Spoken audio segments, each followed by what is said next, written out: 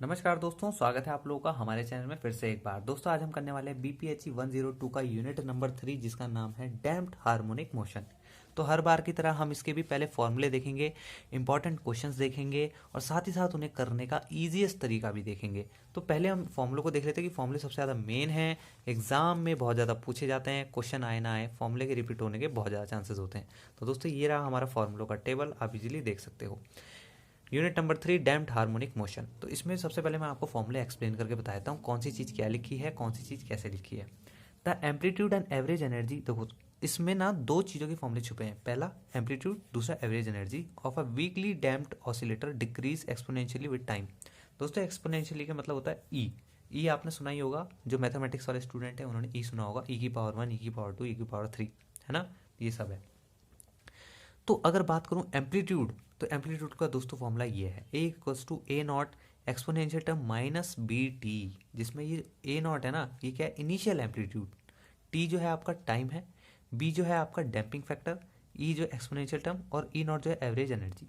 तो ये चीज़ें आपकी, ये फॉर्मूला लिखा है और जो जो चीज़ें हैं क्या क्या एक्ट कर रही हैं, किन किन चीज़ों का क्या मतलब है, उनके आगे लिखा है। ईजिएस्ट वे है, इसको चाहे तो कॉपी में कहीं लिख लेना, बहुत ज़्यादा काम आने वाला है। दूसरी चीज़ में है डैम्पिंग कांस्टेंट, या कभी कभी डैम्पिंग कोफिशिएंट यूज़ करता है, कोई भी बोले इसका मतलब यही रहेगा, ठीक है। तो जब भी बोलता है कि डैम्पिंग कांस्टेंट या डैम्पिंग कोफिशिएंट, तो इसका मतलब यही रहेगा, इतना ज़्यादा कंफ्यूज मत हो जाना। दोस्त ये है क्या, ये वाई नहीं है, ये गामा है। क्या है, गामा है, ये वाई नहीं है, ये गामा है, ये बात ध्यान रखना। तो गामा बोलेंगे इसको, डैम्पिंग कांस्टेंट है, एम जो है यहाँ मास है, के जो है यहाँ पे फोर्स कांस्टेंट है, और ये के जो है ना, ये स्मॉल के है, ठीक है, ये कैपिटल नहीं है, स्मॉल है। और जो ओमेगा नॉट है एंगुलर फ्रीक्वेंसी है, ज़्यादातर को पता होगा। तीसरा हमारा फॉर्मूला क्या है, क्वालिटी फैक्टर, जिसको हम क्यू से डिनोट करते हैं।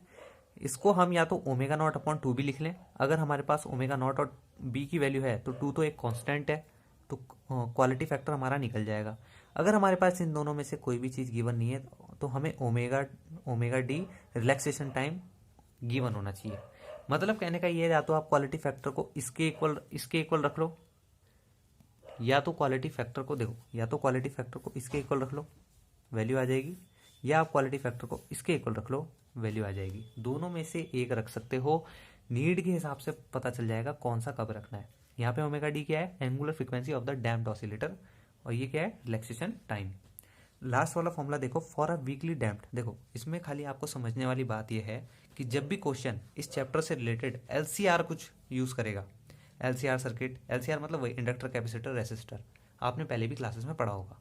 एलसीआर जब भी टर्म यूज करेगा और बोल देगा कि क्वालिटी फैक्टर निकालो, एलसीआर है सर्किट, सर्किट जो है एलसीआर है, और क्वालिटी फैक्टर का फॉर्मूला बोलेगा क्वालिटी फैक्टर फाइंड आउट करो। तो ये है आपके दो फॉर्मूले इससे related, Q equals to under root omega not L, L मतलब इंडक्टर, अपॉन आर मतलब रेसिस्टर। या तो आप इसको इसके इक्वल रख के निकाल सकते हो। अगर ये ओमेगा नॉट आपके पास गिवन नहीं है तो आपके पास एल सी आर की वैल्यू होनी चाहिए 1/r under root L upon C, इससे भी आप निकाल सकते हो। क्वालिटी फैक्टर दोनों चक्कर से निकाला जा सकता है।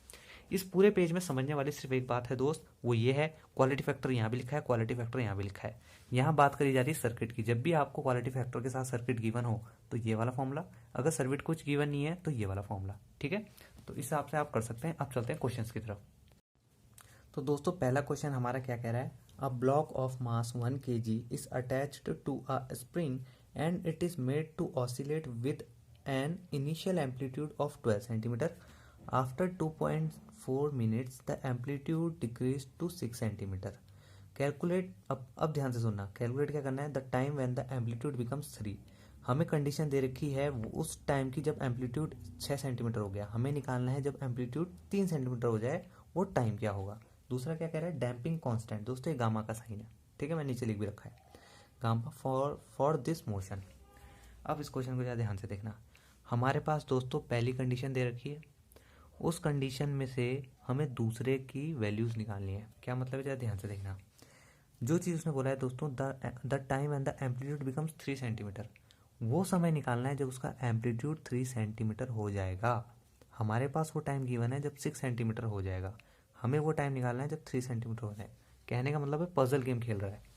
तो दोस्तों सबसे पहले आपको एम्पलीट्यूड का फॉर्मूला याद रखना है, ए ये जो टी है इससे पहले नहीं था जब मैंने आपको बताया, तो यहाँ पे टी आया कहाँ से दोस्तों? ये कह रहा है ये टाइम जब एम्पलीट्यूड ये होगा, समझ रहे हो, ये वो एम्पलीट्यूड है जब टाइम इतना होगा, तो ये टाइम को दर्शा रहा है विद रिस्पेक्ट टू टाइम।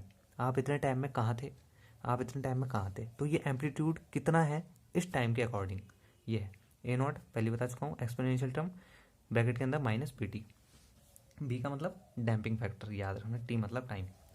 अब दोस्तों है क्या चीज़, हमें बोल रहा है 3 सेंटीमीटर जब एम्पलीट्यूड हो जाएगा वो समय निकालो। 6 तो हो गया, 6 के बाद 3 भी होगा, तो हमारे पास 6 की जो क्वालिटीज़ हैं वो पड़ी हैं, लेकिन 3 की क्वालिटीज़ नहीं पड़ी हैं दोस्तों। 3 का एम्पलीट्यूड निकालने के लिए हमें देखिए क्या चाहिए, ए चाहिए, ए के हमारे पास है, ए है दोस्तों हमारे पास, ए नॉट भी है दोस्तों हमारे पास, लेकिन टी नहीं है, टी नहीं है और ना ही बी है।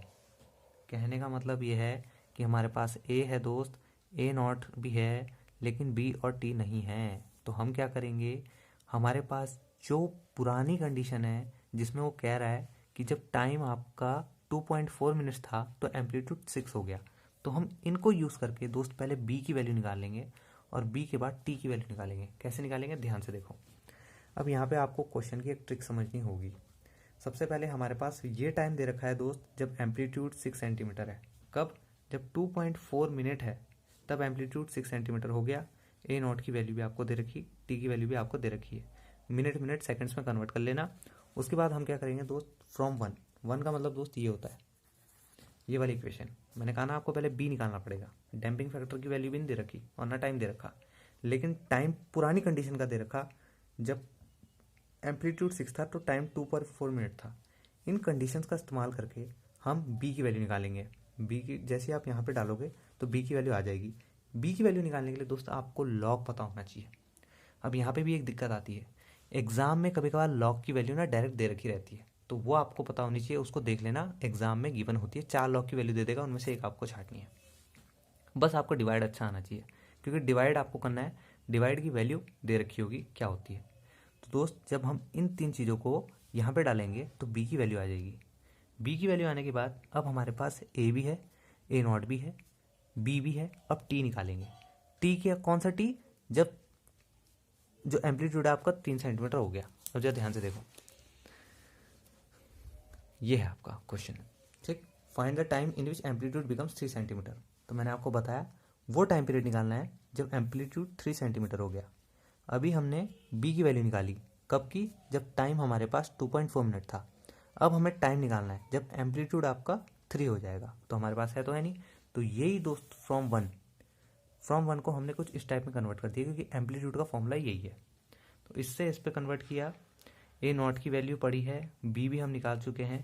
ए की वैल्यू दोस्त हमारे पास है जब टाइम हमारे पास नहीं है, जब ये टाइम निकालना है, और ए आपके पास ऑलरेडी गिवन है, इसको सेंटीमीटर से मीटर में चेंज करोगे।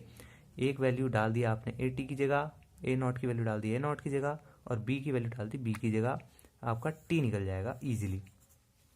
समझ में आया, कोई दिक्कत?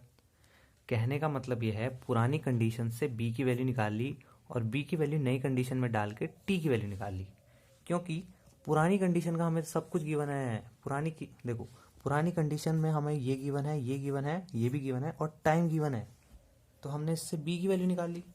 और जो नई कंडीशन में हमें ये मिल गया, तो टी की वैल्यू निकाल ली। कहने का मतलब ये है कि 4 कंपोनेंट्स में पुरानी वाली का एक नहीं था हमारे पास, हमने निकाल लिया।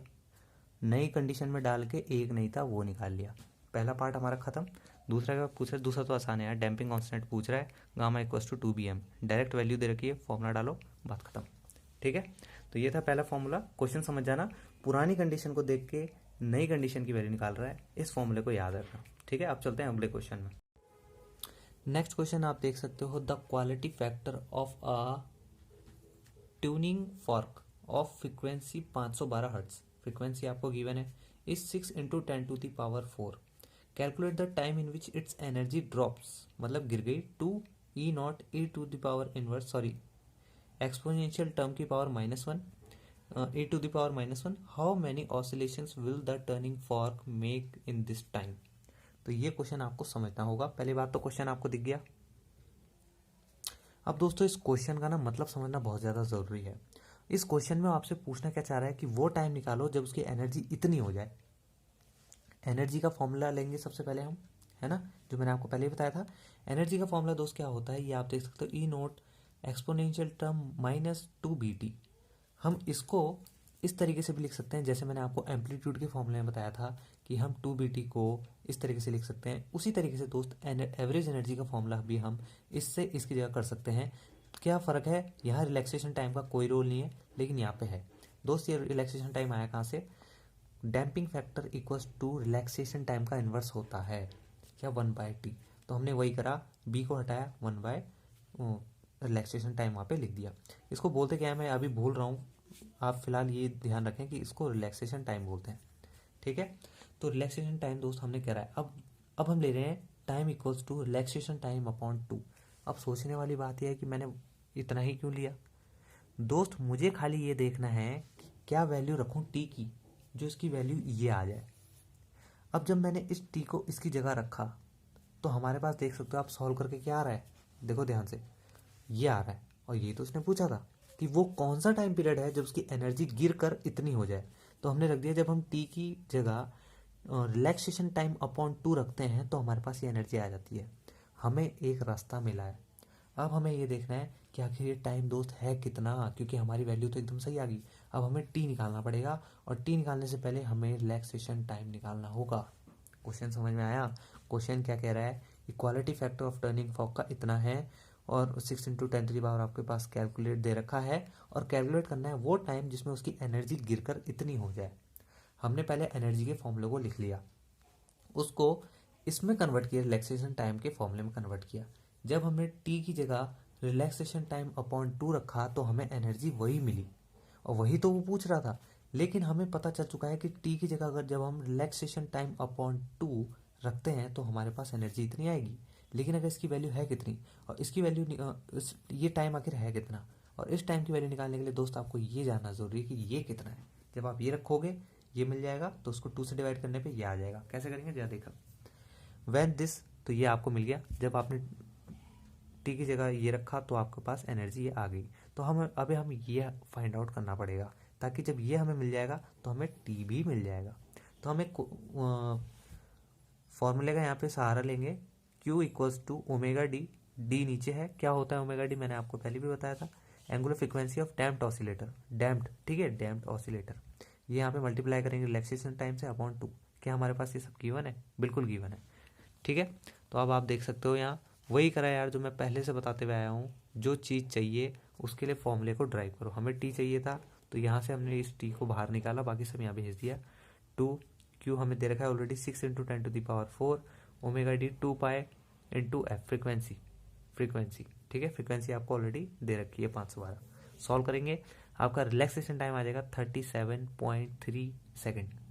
अब ये जो एनर्जी है मैंने बोला था रिड्यूस हो रही है, तो आप इसको 2 से डिवाइड करेंगे, क्योंकि यहाँ पे हमारे पास क्या था, देखो यहाँ पे हमारे पास क्या है, ये रहा, यहाँ पे हमारे पास क्या है अपॉन 2। तो अब हम इसको भी 2 से क्या करेंगे, डिवाइड करेंगे। तो 2 से जब हमने इसको डिवाइड किया, यह है 18.7 सेकेंड, ठीक है।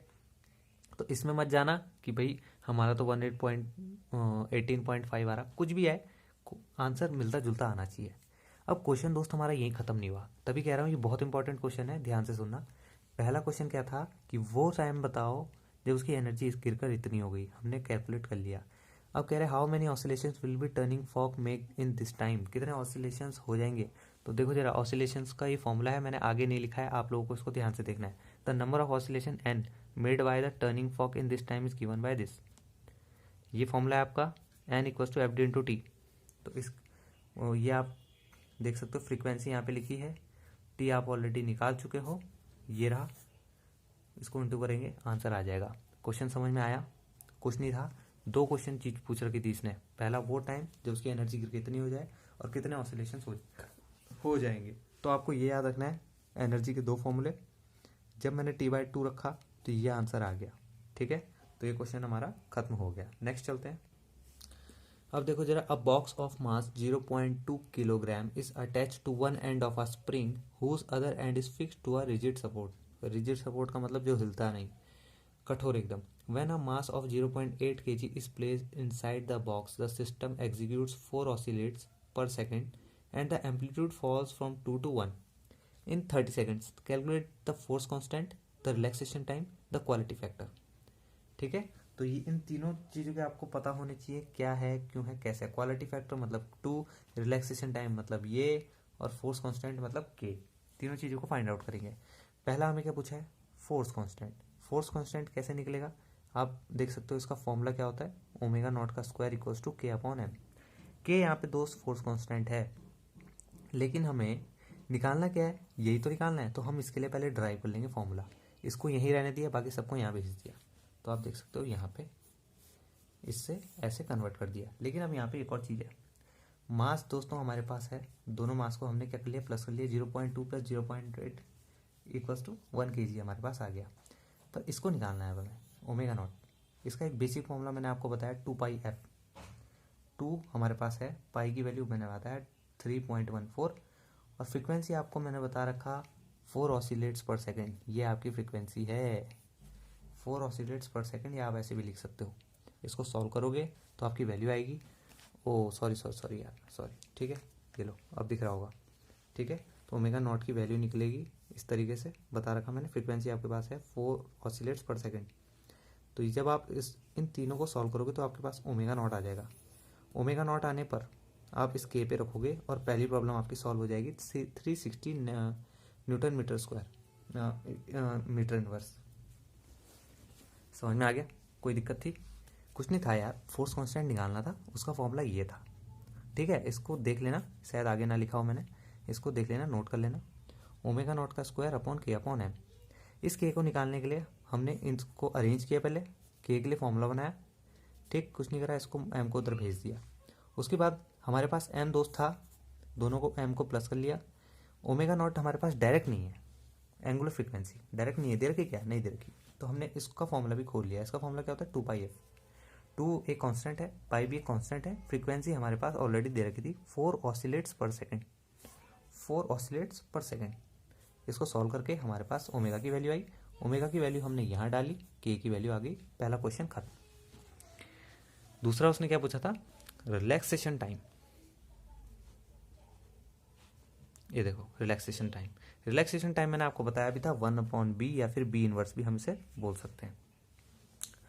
Amplitudes of oscillation decreases with time, therefore the oscillator is damped. The amplitude of the damped oscillator is given by this. मैंने आपको पहले ही बताया था, ये एम्पलीट्यूड का फॉर्मूला है. अब हम क्या करेंगे, ए नॉट की वैल्यू हमारे पास है, बिल्कुल दे रखी. ए टी की वैल्यू हमारे पास है, बिल्कुल दे रखी. ये जो टी है ना, ये 30 सेकेंड है.